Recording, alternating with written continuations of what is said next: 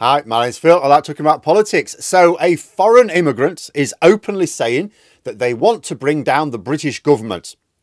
What would certain groups of people say to that? Defend their government? Defend their country from foreign interference at least? Well, put it in those terms and maybe they would. But as this particular foreign immigrant is white, racist and the wealthiest man on earth, it's apparently all right for Nigel Farage and his supporters to think it's a good idea. So just what is Musk proposing to do now and how much of a genuine threat does he pose? But first, for daily political commentary, please hit the subscribe button so you don't miss out. So the latest reports now are that Elon Musk is having serious discussions about how to oust Keir Starmer as Prime Minister of a country he doesn't live in and is not a citizen of. But sure, free speech champion and all that. According to these reports, Musk feels that Starmer is a threat to Western civilization. I guess he's been reading Liz Truss's book. Now, I obviously don't know what Musk really believes in his drug-hazed ivory tower. He may or may not believe the disinformation he's pushing about grooming gangs or Muslims. He may or may not believe the disinformation he's pushing about our government. The fact that it would be very easy for someone like him to find the truth out for himself is neither here nor there. If someone, doesn't matter whether they're the richest man on earth with the ability to just get someone to do some research and find out the facts, or a frustrated incel in his boxer shorts living in his mother's attic, doesn't matter. If someone believes a thing to be true, they tend not to expend energy finding evidence to support or challenge that view. But whether Musk believes his own rubbish or just has it in for Starmer because he keeps ignoring him, you know, a little bit like how Piers Morgan gets triggered every time by Meghan Merkel because she once ignored him. I don't know. What we can probably say with some confidence is that Musk, for whatever reason, looks like he does want to flex his muscles by bringing down the government of a G7 ally of his adopted country. At which point the question becomes, what will Musk do and how much of a threat is it? So according to the Mirror, counter-terrorism officers have been investigating Musk's online activities as a threat to British security. They believe that his rhetoric and lies could provoke violence on the streets again. According to the Mirror, their monitoring has been stepped up as a result of the way his tweets have resulted in credible threats to Jess Phillips' safety.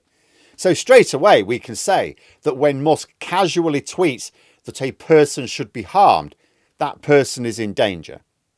So that's something we should be worried about. That Elon Musk can, with just a few keystrokes, put anyone but a member of the British government in serious danger is something that nobody in the UK should welcome. But the absolute state of the nature of the people who think this is fantastic, the profile of someone who's backing Musk in Britain right now is, let's face it, anti-foreigner and anti-immigration. So there's no consistency in worshipping a foreign immigrant who was actually in the past genuinely an illegal immigrant. But this is the nature of populist politics, isn't it? It plays on primal emotions, not logic, so thinking is neither here nor there. So what can Musk do if he really wants to bring Starmer down? What can he do of practical use? Well, a report I was reading in the FT talked about promoting alternative British political movements, most obviously Reform UK. We know that there's a slight sticking point here in that Musk was irritated by Farage's refusal to support Tommy Robinson. Mind you, it would also appear that Farage reined back a bit on this with his GB News show earlier this week. So it looks like Farage is trying to find a position on Tommy Robinson that doesn't cost him votes. And we may talk about this more in the stream tomorrow evening because there's an interesting dimension to that, whilst being able to keep Musk on side as well.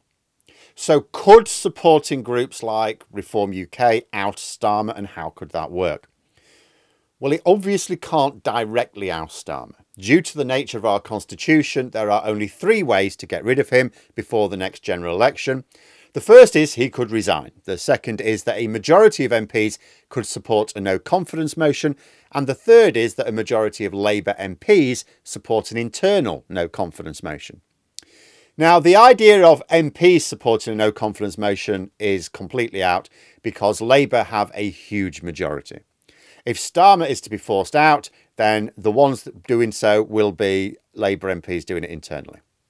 which means the realistic option is to either get a majority of Labour MPs demanding a new leader, and therefore Prime Minister, of course, or that Starmer himself sees the writing on the wall and resigns in order to limit the damage to his party.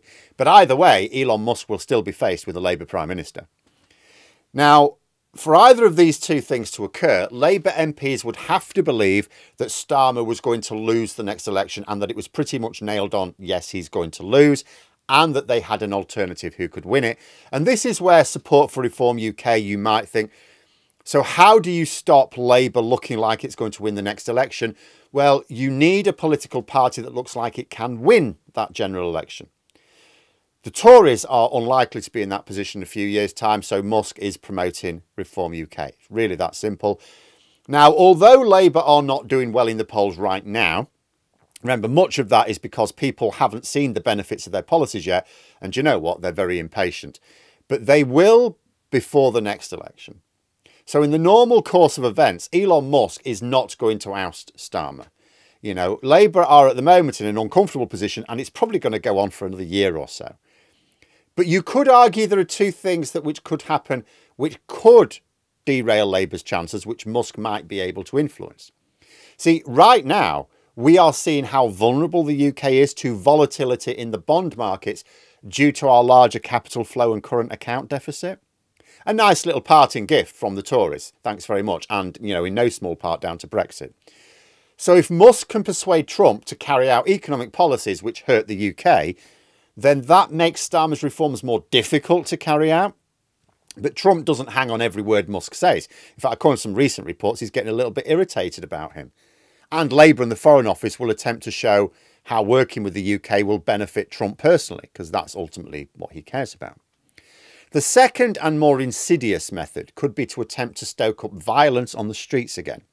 Now, consider that Labour were doing really well in the polls in the few weeks following the general election. Now, I have said that some of their polling woes now are, yes, they're down to public impatience and they're down to Tory media misreporting. But some of it is down to it's their own fault. It's down to their decision to push pessimism instead of optimism, which is just mind-blowing to me.